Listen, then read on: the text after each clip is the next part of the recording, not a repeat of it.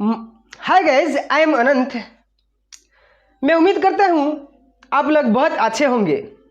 चलिए फ्रेंड्स, हम आज का क्लास शुरुआत करते हैं। अभी तक तो हम फाउलजी का 7 प्रिंसिपल्स डिस्कस कर चुके हैं। अभी हम 8 प्रिंसिपल जो फाउलजी का है, इफेक्टिव सेंट्रलाइजेशन, यह प्रिंसिपल पढ़ने के पहले हम ये जानना बहुत ज़रूरी होता है कि सेंट्रलाइजेशन क्या होता है और डिसेंट्रलाइजेशन क्या होता है।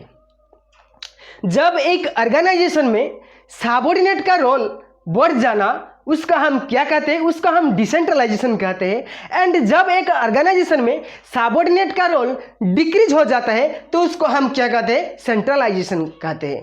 तो वन हैंड में सबऑर्डिनेट का रोल डिक्रीज हो जाता है और दूसरे हैंड में क्या होता है? सबऑर्डिनेट का रोल इंक्रीज होता है। तो डिसेंट्रलाइजेशन सेंट्रलाइजेशन उनके ऊपर क्या करता है? डिपेंड करता है। तो एक्चुअल मीनिंग ऑफ सबऑर्डिनेट का रोल इंक्रीज हो जाना और सबऑर्डिनेट का रोल डिक्रीज हो जाना का मीनिंग क्या होता है? मान लीजिए एक ऑर्गेनाइजेशन में एक सुपीरियर अथॉरिटी क्या करता है? अपने एक पर्टिकुलर अथॉरिटी एंड रेस्पॉन्सिबिलिटी को एक पर्टिकुलर पर्सन को डेलीगेट्स करता है। उसका हम क्या कहते हैं? उसका हम डिसेंट्रलाइजेशन करते हैं, क्योंकि उन्हें एक particular authority and responsibility delegate कर दिया, एक डिस्ट्रीब्यूटेड कर दिया, तो इसको हम क्या कहते हैं? डिसेंट्रलाइजेशन कहते हैं। एंड दूसरी तरफ से जब एक सुपीरियर अथॉरिटी क्या करता है? अपने अथॉरिटी एंड रेस्पॉन्सिबिलिटी को अपनी मुट्ठी में रखता है, तो उसको हम क्या कहते हैं? उसका हम सेंट्रलाइजेशन कहते हैं। उसको हम सेंट्रलाइजेशन कहते हैं। फाउलजी के पॉइंट ऑफ व्यू में एक ऑर्गेनाइजेशन में जो क्रूशियल और इम्पोर्टेंट डिसीजन है, वो डिसीजन लेने के लिए एक सुपीरियर अथॉरिटी सेंट्रलाइजेशन अप्रोच को यूटिलाइज करना बहुत जरूरी होता है। उस तरफ से एक ऑर्गेनाइजेशन में डे टू डे प्रॉब्लम को सॉल्व करने के लिए और एक स्मॉल प्रॉब्लम को सॉल्व करने के लिए एक ऑर्गेनाइजेशन को क्या करना चाहिए? एक ऑर्गेनाइजेशन को डिसेंट्रलाइजेशन मेथड को यूटिलाइज करना बहुत बहुत जरूरी होता है। तो authority and responsibility, just like authority and responsibility should go side by side। इस तरफ से एक ऑर्गेनाइजेशन में सेंट्रलाइजेशन एंड डिसेंट्रलाइजेशन के बीच में एक पेरिटी मेंटेन करना, एक बैलेंस मेंटेन करना बहुत जरूरी होता है। यदि हम एक ऑर्गेनाइजेशन क्या करेगा? एक ऑर्गेनाइजेशन यदि कंप्लीटली सेंट्रलाइजेशन मेथड को यूटिलाइज करेगा, एक कंप्लीटली सेंट्रलाइजेशन अप्रोच को एडॉप्शन करेगा, तो ऑर्गेनाइजेशन में इजीली कम्युनिकेशन और फास्टली कम्युनिकेशन करना बहुत मुश्किल हो जाता है, बहुत तकलीफ होता है और कम्युनिकेशन में डिले क्रिएट होता है, जो कि एक ऑर्गेनाइजेशन को एक कटथ्रट कंपटीशन में सर्वाइव करने के लिए बहुत तकलीफ ले आता है।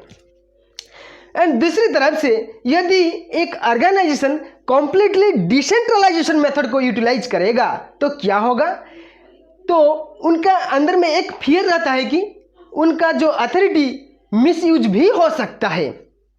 इसलिए एक ऑर्गेनाइजेशन को सेंट्रलाइजेशन एंड डिसेंट्रलाइजेशन के बीच में एक पेरिटी और एक बैलेंस मेंटेन करके एक कटथ्रट कंपटीशन को ऑर्गेनाइजेशन को चलाना बहुत जरूरी होता है। तो एक माय डियर फ्रेंड्स, तो इसलिए एक ऑर्गेनाइजेशन कब सेंट्रलाइजेशन मेथड को यूटिलाइज करना चाहिए एंड कब डिसेंट्रलाइजेशन मेथड को यूटिलाइज करना चाहिए, ये बहुत इंपॉर्टेंट रोल प्ले करता है। जब एक ऑर्गेनाइजेशन बिग होता है और बड़ा होता है तो उनको क्या करना चाहिए? उनको डिसेंट्रलाइजेशन मेथड को यूटिलाइज करना बहुत जरूरी होता है। एंड जब एक ऑर्गेनाइजेशन स्मॉल होता है तो उसको सेंट्रलाइजेशन मेथड को यूटिलाइज करना बहुत जरूरी होता है। चलिए फ्रेंड्स, मैं एक स्मॉल पॉइंट्स यहाँ पर राइट किया है तो उसको हम ब्रीफली पढ़ लेते हैं। Effective centralization, according to Fayol, everything which goes to increase the subordinate role is decentralization, and everything this which decrease it is centralisation.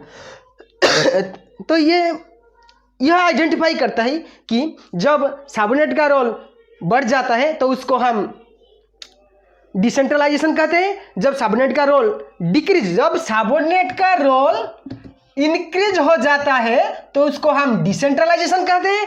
जब सबऑर्डिनेट का रोल डिक्रीज हो जाता है तो उसको हम सेंट्रलाइजेशन कहते हैं। एंड दूसरी पॉइंट, सो ही ओपिनियन फावल जी ये बता रहे हैं कि superior authority should handle the more important और crucial decisions and day to day decision delegates to the subordinate for take immediate decision for solve the small problem. जब ऑर्गेनाइजेशन में important decision और crucial decision लेने के लिए superior authority centralization method utilize करना चाहिए। And जब छोटा प्रॉब्लम है उसको सॉल्व करने के लिए डिसेंट्रलाइजेशन मेथड को और अप्रोच को यूटिलाइज करना बहुत जरूरी होता है। तो एक ऑर्गेनाइजेशन को क्या करना बहुत जरूरी होता है, एक सेंट्रलाइजेशन और डिसेंट्रलाइजेशन के बीच में एक बैलेंस मेंटेन करके एक कट-थ्रोट कंपटीशन में एक ऑर्गेनाइजेशन को स्मूथली लेने बहुत जरूरी होता है। तो यह बात माइंड में सेटअप कर लेना चाहिए कि एक ऑर्गेनाइजेशन को कट-थ्रोट कंपटीशन में इजीली और स्मूथली सरवाइव करने के लिए सेंट्रलाइजेशन और डिसेंट्रलाइजेशन के बीच में एक पेरिटी और एक बैलेंस मेंटेन करना बहुत जरूरी होता है। तो चलिए हमारा जो नेक्स्ट प्रिंसिपल है उसको हम डिस्कस करते हैं। माय डियर फ्रेंड्स, अभी हम फावेल जी का जो 9th प्रिंसिपल है डिसिप्लिन, उसको हम डिस्कस करने वाले हैं। तो माय डियर फ्रेंड्स, वो प्रिंसिपल डिस्कस करने से पहले मैं एक अच्छा एग्जाम्पल दूंगा। माय डियर फ्रेंड्स, वो एग्जाम्पल को आप जरा सा ध्यान से सुनिएगा। एक फैमिली को हम कब अच्छा फैमिली कहेंगे?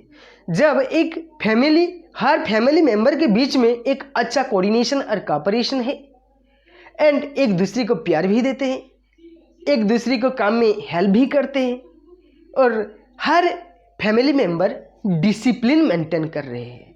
तो वो फैमिली को क्या कहेंगे? हम एक अच्छा फैमिली कहेंगे।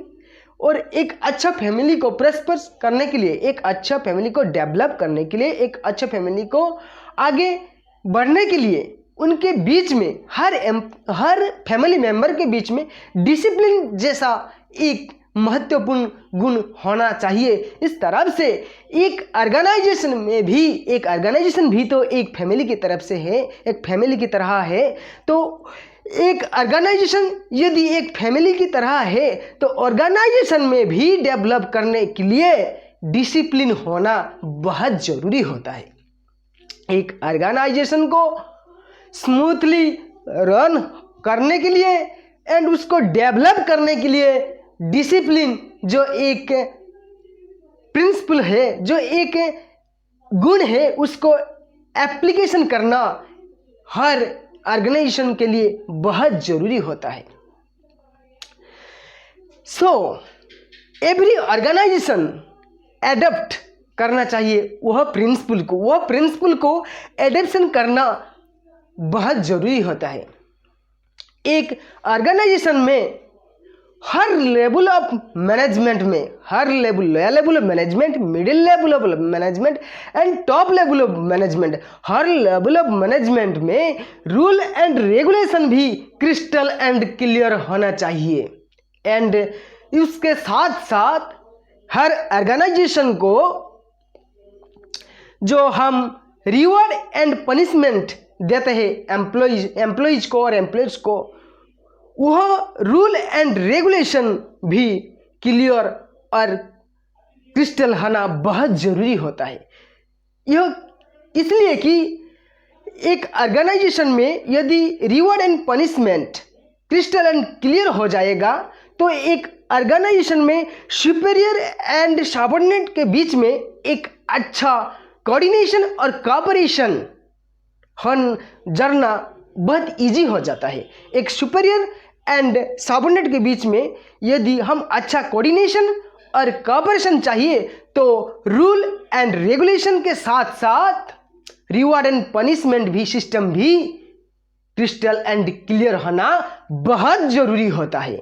इसलिए मैंने भी यहाँ पर एक पॉइंट को लिखा है, an organisation prosper and smoothly running totally depends upon the discipline and clear of rule and regulation, maintain proper inspection at all level of management and make proper reward and punishment system।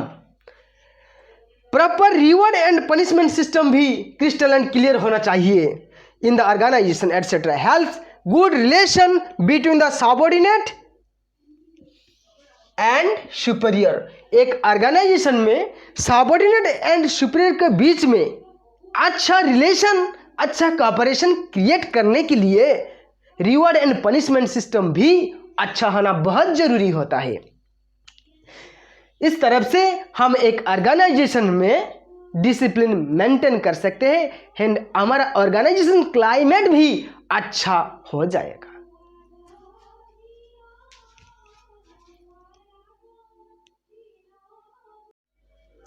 My dear friends, हमारा निम्नलिखित के तरफ पे फॉलजी का 10 number principal क्या था? Authority and responsibility. ये principal एक अच्छा प्रिंसिपल है। ये प्रिंसिपल को हम नेक्स्ट क्लास में डिस्कस करने वाले हैं, क्योंकि मैं जब फर्स्ट वीडियो यूट्यूब में अपलोड किया था तो लगभग 27 और 28 मिनट हो गया। इसलिए मैं चाहता हूँ कि ज़रा सा वीडियो का जो टाइम पीरियड है छोटा कर देना चाहता हूँ। तो यह प्रिंसिपल को हम नेक्स्ट क्लास में डिस्कस कर लेते हैं। अथॉरिटी एंड रेस्पॉन्सिबिलिटी एक अच्छा प्रिंसिपल है, वो प्रिंसिपल को हम नेक्स्ट क्लास में डिस्कस कर लेंगे, एक अच्छा तरह डिस्कस कर लेंगे। चलिए फ्रेंड्स, अभी तक इस वीडियो को लाइक, शेयर एंड सब्सक्राइब करना, ज़बरदस्त लाइक एंड सब्सक्राइब करना। चलिए, thank you, God bless you.